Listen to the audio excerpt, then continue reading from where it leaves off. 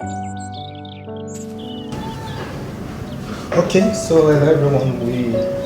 In my last video we were able to look at the preparation of the iron-2 sulfate heptahydrate. So today we are going to be looking at how to carry out the titration. So already I've prepared the solution into this conical flat, 25 centimeter cube. Then I have the what's it called, the H2SO4. So I'm pouring this here now. So shaking this. So my initial reading actually is 1.20. So I'm starting from there.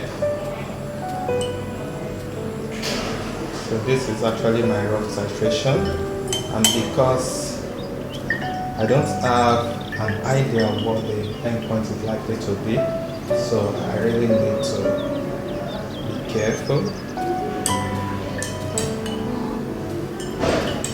So while you are running the titration, try as much as possible to make sure that the KMNO4 goes directly into the solution and doesn't stick to the walls of the conical flats. Okay.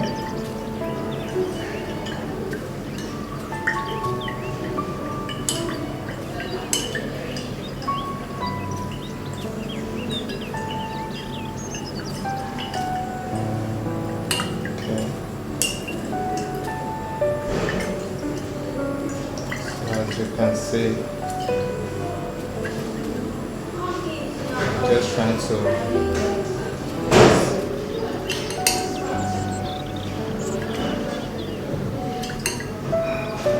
it's almost changing, so I think we still need like a drop. Let's put a drop.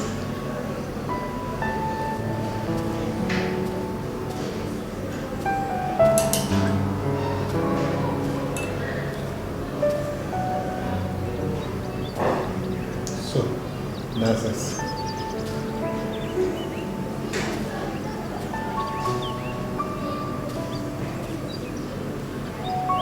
So now we can see we are almost okay. I can still add a drop to it because it's yet to have that pink color. Here we go. So we can see what we have there now. This is our endpoint actually. So let's see, what do I have?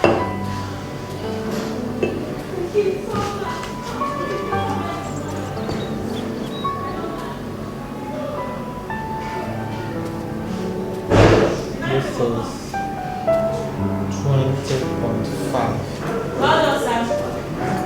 20.5.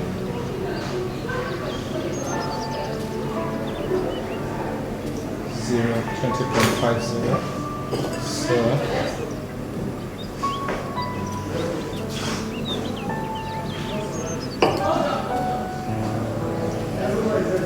now let me also, I'm going to take the second titration now. So I'll be putting more to this.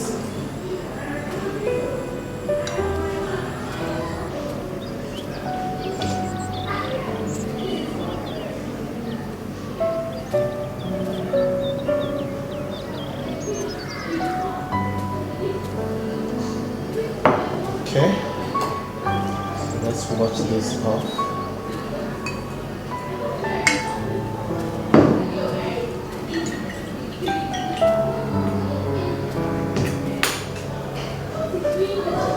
So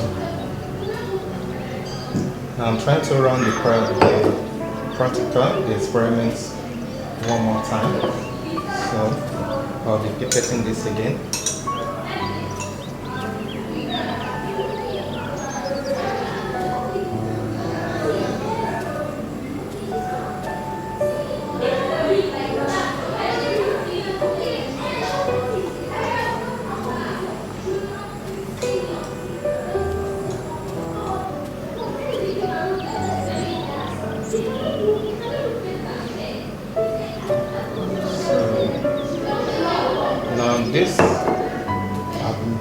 able to measure another 25 ml of the iron sulfate heptahydrate. So we are going to run the second titration again and see what we have as results.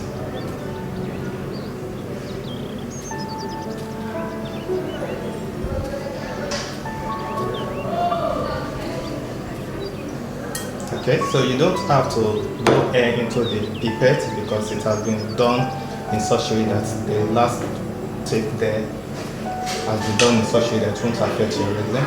So now I need to add my HCl. Oh sorry, H2SO4 rather. H2SO4. Please take note, we are basically using H2SO4 for this one. Basically, I'm using 10 ml of the H2SO4.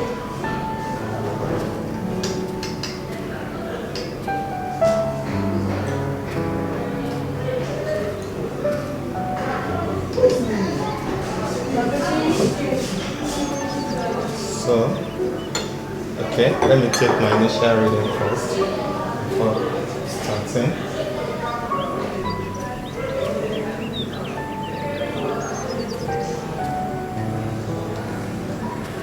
So I have the initial reading of 6.60.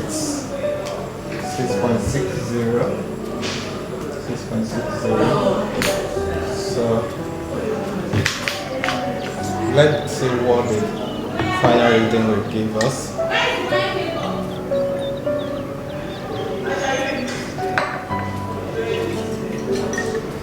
Okay, so here we go. Running the second titration.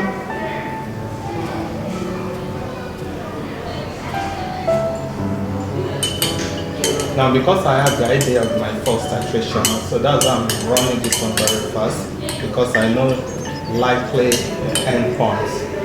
Okay, so I'm closing the tap now. So I want to allow it to come in drops, because I'm about getting to the endpoints.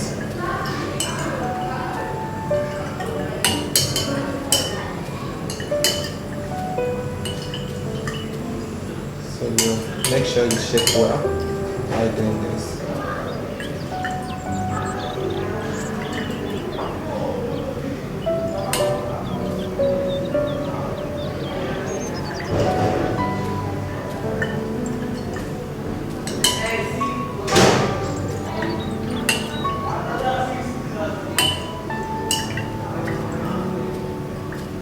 Okay, so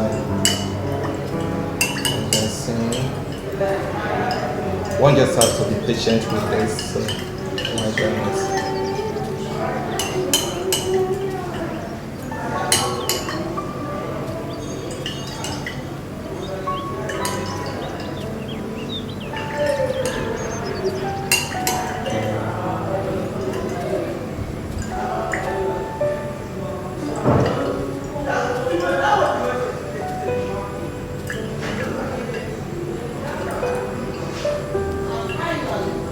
So it might just be a drop that will bring about change. And please let's know that the point where we have a change is the point where iron 2 is being oxidized to iron 3.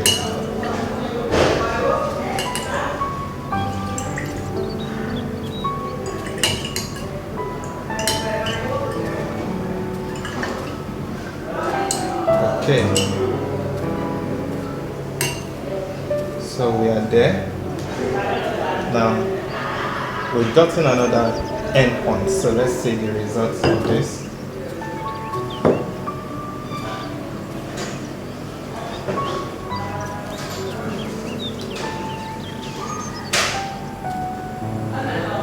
This is 25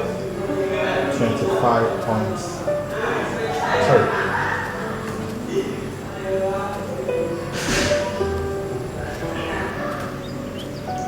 5.30. So basically I can now subtract that the final volume from the initial volume. Okay, so I've run the first and second titration. I'm going to run another titration, which is the third titration, and that should be my final titration. So I've measured the 25 centimeter cube. Then I'm adding my H2SO4. Now, for the sake of people who want to know the molar concentration of the H2SO4, it's actually 2 molar. So now let's run. Okay, I need to add more of the KMNO4.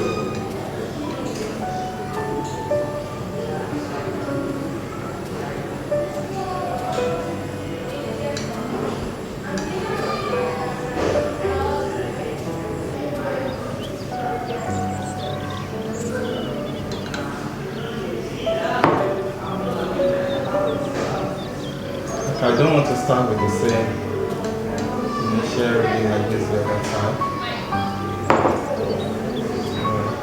Please always make sure that your burette is firm. My initial reading for this is now 5.6. Yeah, 5.6. Initial reading 5.60. So we can now run the titration.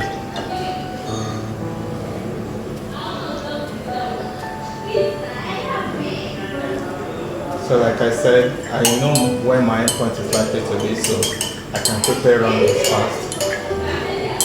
So I won't be wasting much time.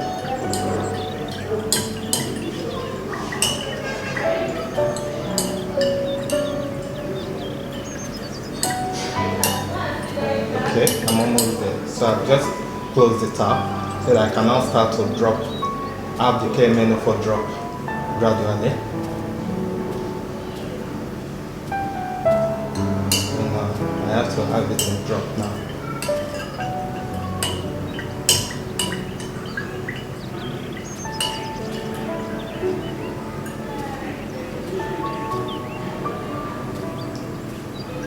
So the more I get close to the endpoint, the more I try to reduce the rate at which the KMNO4 is dropping.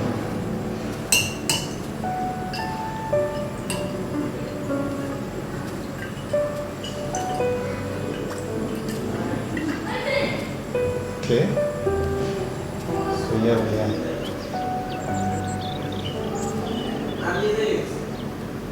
So I've gotten my endpoint again for this. So now I need to take my reading. This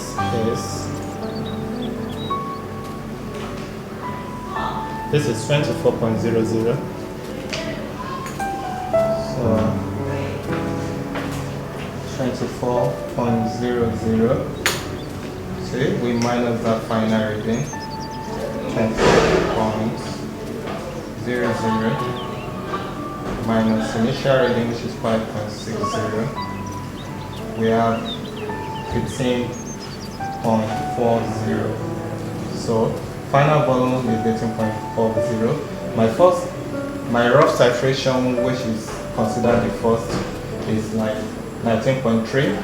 So second titration is 18.70, and my third titration is 18.40. So from this now we can say that the values that we can use to calculate our average titer value is that of the first and second. I can't use that of the rough. So I can just say 18.70 plus 18.40. So now we have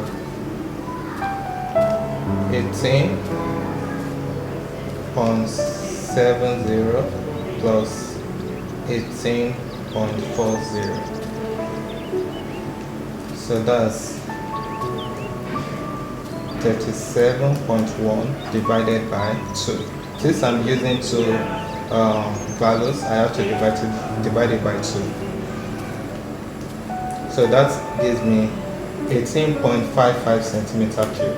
18.55 centimeter cube. So that's going to be my average titer value for this titration, and I don't care about what any other person gets because we actually did not get our reagent from the same place.